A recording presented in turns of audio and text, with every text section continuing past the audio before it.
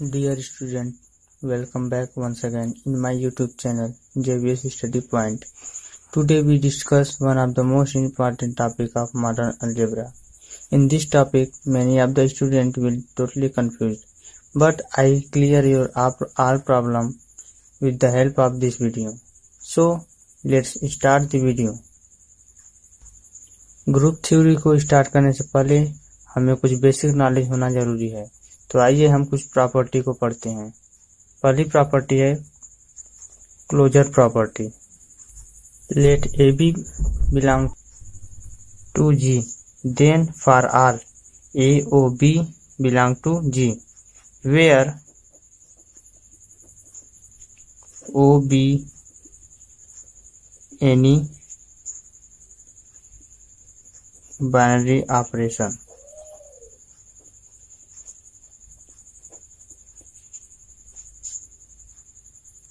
तो दोस्तों, closure property को होल्ड कराने के लिए हमें किसी भी दो एलिमेंट की जरूरत पड़ेगी किसी नॉन एम्प्टी सेट से। यानी कि किसी नॉन एम्प्टी सेट से हम कोई दो एलिमेंट ले लें।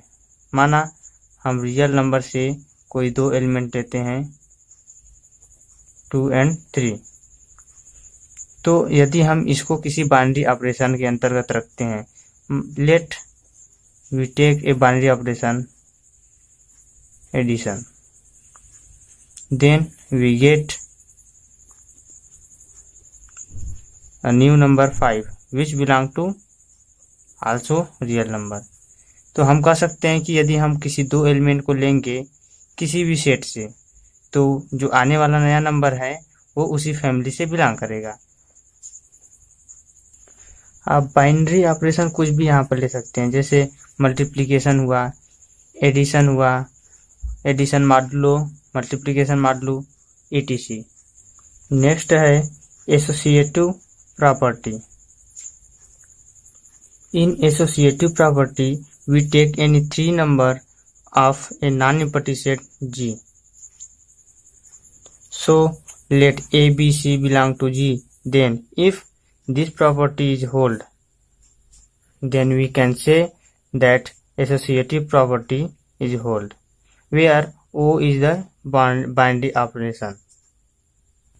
तो दोस्तों, यदि हमें एसोसिएटिव प्रॉपर्टी होल्ड करानी है तो हमें कोई 3 डिजिट, इट मीन्स दैट कोई 3 एलिमेंट हमें चूज करना पड़ेगा किसी नॉन एम्प्टी सेट G से, और किसी बाइनरी ऑपरेशन के अंतर्गत यदि हम रखेंगे तो इस इक्वेशन को सेटिस्फाई करेगा। नेक्स्ट है existence of identity. In this property, let E be the identity of a non-empty set G, then AOE equal to A for all A belong to R।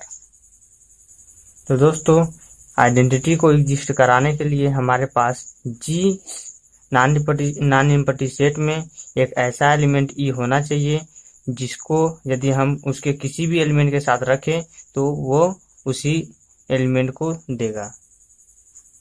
Identity element binary operation पर depend करता है, न कि set पर। उसी तरह associative property है वो भी बाइनरी ऑपरेशन पर डिपेंड करता है, लेकिन क्लोजर प्रॉपर्टी सेट और बाइनरी ऑपरेशन दोनों पर डिपेंड करता है। नेक्स्ट है एग्जिस्टेंस ऑफ इनवर्स।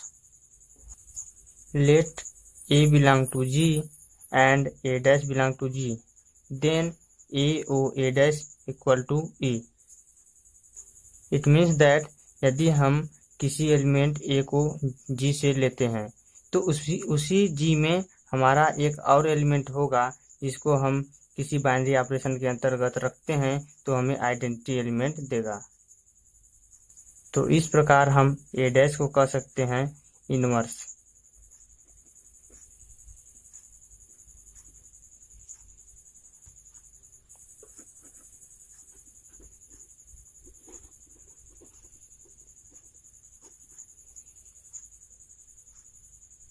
तो दोस्तों, किसी भी एलिमेंट का यदि हमें इनवर्स फाइंड करना है, मान लेते हैं हमारे पास A एलिमेंट है, इसका इनवर्स मुझे फाइंड करना है, तो हम लेते हैं किसी बाइनरी ऑपरेशन, मान लेते हैं मल्टीप्लिकेशन को हम टेक करते हैं।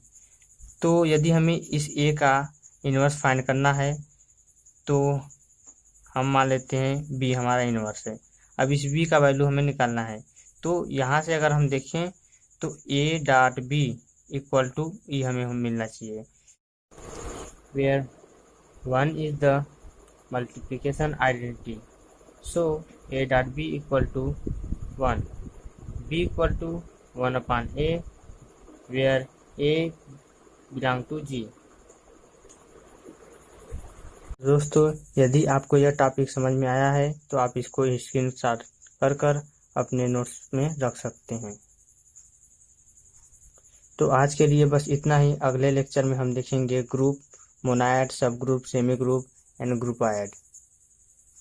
यदि आपको मेरी वीडियो पसंद आए तो सब्सक्राइब और लाइक, शेयर, कमेंट करना ना भूलें। साथ ही साथ बेल आइकन को भी दबाए रखें। Thanks for watching this video.